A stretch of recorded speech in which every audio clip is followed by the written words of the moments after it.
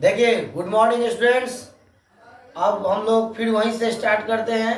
Algebra जहाँ तक आपको मैट्रिक्स का हम जहाँ तक इंट्रोडक्शन दिए थे उसके बाद से अब हम स्टार्ट करने जा रहे हैं। अब एक्सरसाइज बनाना है। एनसीईआरटी 3.1 एनसीईआरटी 3.1 का मैट्रिसेस का क्वेश्चन बनाना है। मैट्रिसेस का पूरा इंट्रोडक्शन दे दिए थे, आज क्वेश्चन सब समझाएंगे। देखिए यहाँ पर एक्सरसाइज 3.1, जैसे पहला नंबर क्वेश्चन है। एक मैट्रिक्स दिया हुआ है ए इज इक्वल टू, दिया हुआ है 2 5 19 17, 2 5 19 माइनस 7, फिर दिया हुआ है 35 माइनस 2, फिर दिया है 5/2 और फिर उसके बाद दिया है 12 और उसके बाद दिया है √3, फिर दिया है उसके बाद 1, फिर -5 और दिया है यहाँ 17। ये मैट्रिक्स ए का वैल्यू है।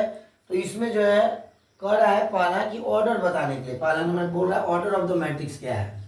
तो ऑर्डर में हम बताए थे कि पहले रो लिखते हैं तब मल्टीप्लाई कॉलम लिखते हैं। तो देखिए आपको ऑर्डर क्या है। रो देखिए 1 2 3, रो 3 हो गया। कॉलम देखिए 1 2 3 4, इसका ऑर्डर हो गया 3 × 4। ये ऑर्डर का आंसर हो गया। अब दूसरा क्वेश्चन कहता है द नंबर ऑफ एलिमेंट्स। दूसरा क्वेश्चन कहता है the number of elements, the number of elements.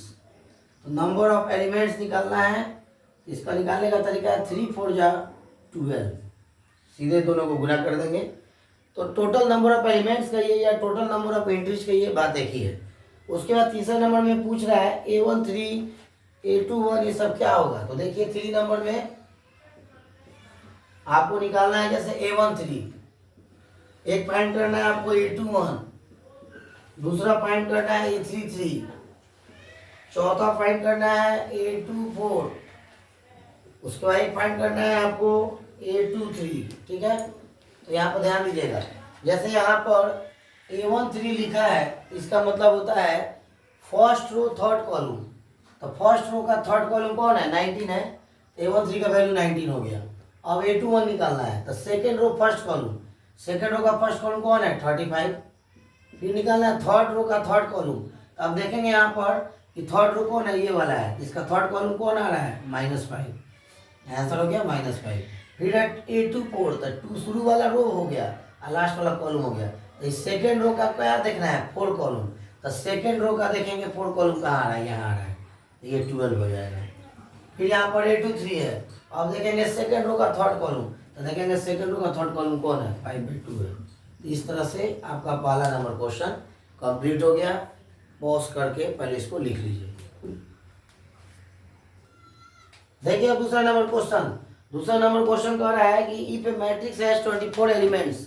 Question दिया हुआ है if A matrix has 24 elements. Matrix में कह रहा है 24 एलिमेंट्स है। उसके बाद कह रहा है व्हाट आर, क्वेश्चन है यहाँ पर what are possible orders, what are possible orders it can have. फिर उसके बाद क्वेश्चन दे रहा है व्हाट इफ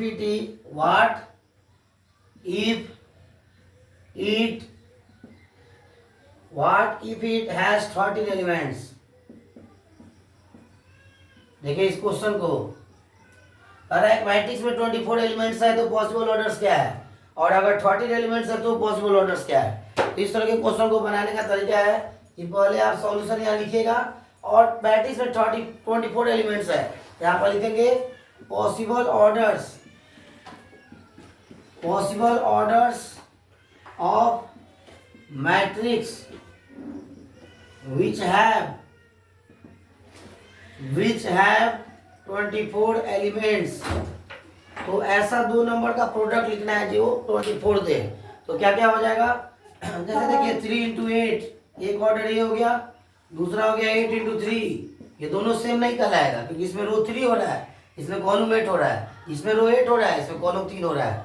उसके बाद है 6 × 4, उसके बाद है 4 × 6, फिर आ गया 24 × 1, फिर हो जाएगा 1 × 24, फिर हो जाएगा 2 × 12, फिर आ जाएगा 12 इंटू 2, ये सब पॉसिबल ऑर्डर्स है। 3 into 8, 8 into 3, 6 into 4, 4 into 6, 24 into 1, 1 into 24, 2 into 12 और 12 इंटू 2, और ये आपका टोटल पॉसिबल ऑर्डर्स हो गया 24 एलिमेंट्स का। अब कह रहा है 13 एलिमेंट्स हो तो क्या होगा, तो इसका भी आप यहाँ लिख लेंगे। Now possible orders of matrix which have 13 elements. 13 elements के लिए हो जाएगा 1 इंटू 13 और दूसरा हो जाएगा 13 इंटू 1। इस तरह से आपका दूसरा क्वेश्चन भी कंप्लीट हुआ। देखिए अब 3 नंबर क्वेश्चन 2 नंबर जैसा ही है, इसलिए 3 नंबर बना लीजिएगा। 4 नंबर में भी 3 क्वेश्चन है, तो पहला नंबर बता देते हैं, दूसरा तीसरा उसी पैटर्न पर है। देखिए 4 नंबर क्वेश्चन कैसे बनेगा। तो 4 का सॉल्यूशन देखिए बनाने का क्या तरीका है कि यहाँ पर जैसे 2 इंटू 2 ऑर्डर का मैट्रिक्स बनाना है, तो सबसे पहले हम लोग यहाँ पर लिखेंगे we have to construct a matrix, we have to construct a matrix capital A,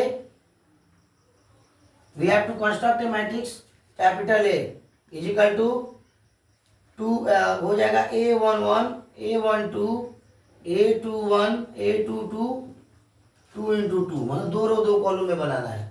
तो कह रहा है कि 2 इंटू 2 मैट्रिक्स का एक मतलब मैट्रिक्स तैयार करना है 2 इंटू 2 ऑर्डर का, जिसमें एक्सप्रेशन दिया हुआ है आई जे बराबर इतना। इसी में आई जे की जगह वैल्यू डाल कर हम उसका एलिमेंट्स पता कर लेंगे और मैट्रिक्स ए में जो एलिमेंट्स है उसकी जगह वैल्यू पुट कर देंगे, तो हमारा मैट्रिक्स ए जो है 2 इंटू 2 ऑर्डर का पता हो जाएगा।